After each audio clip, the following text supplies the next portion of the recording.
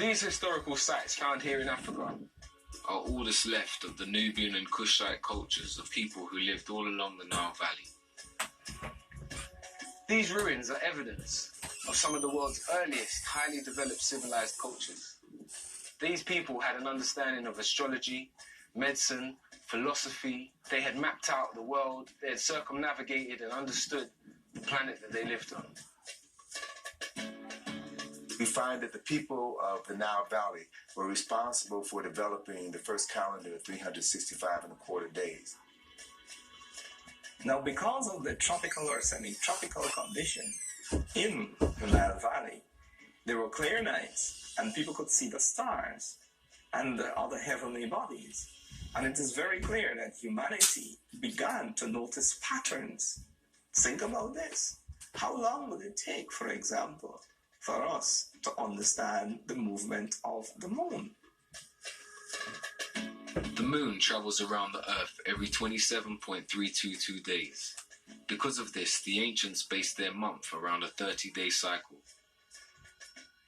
How long will it take for us to work out that the Earth goes around the sun once in every 365 and a quarter days?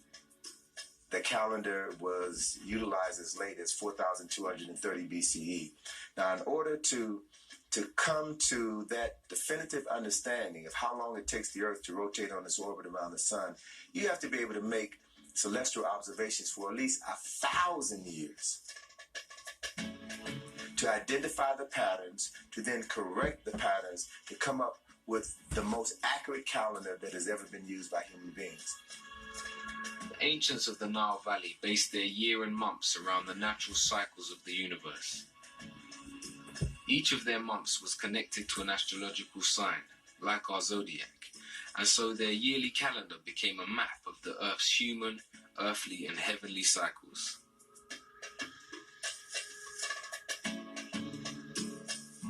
And this is where the sense of time, the whole question of the calendar, the year, different months, came out of. So you had groups of people who had time on their hand to observe their environment and then to produce great works that recorded their observations. So you had astronomers. In terms of astrology, that was always, again, very important to the ancient Egyptians. And when people were born, they would actually have their charts drawn up. We see water irrigation, we see aqueducts, we see underground heating, swimming pools, we see heated swimming pools. We had people who studied rocks and minerals, geology. These very brightly polished ones, that's again a classic Sudanese. I think that particular colour combination, those happen to be the colours of the modern Egyptian flag, but actually it's a very, to me, very Sudanese combination, that clear white with dark and red. Earlier in the history of Kemet, you get a lot of carnelian, the red stone, coming out of Nubia. Precision drilling, iron smelting, precision iron smelting.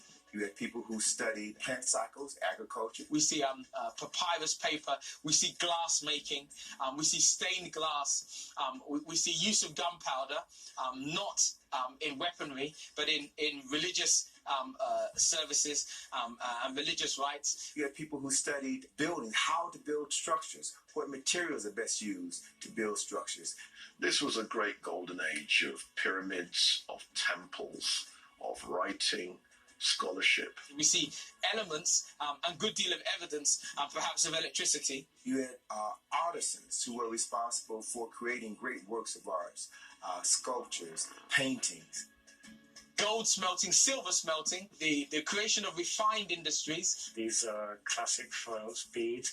This is the colour that most of the material in this tray should look.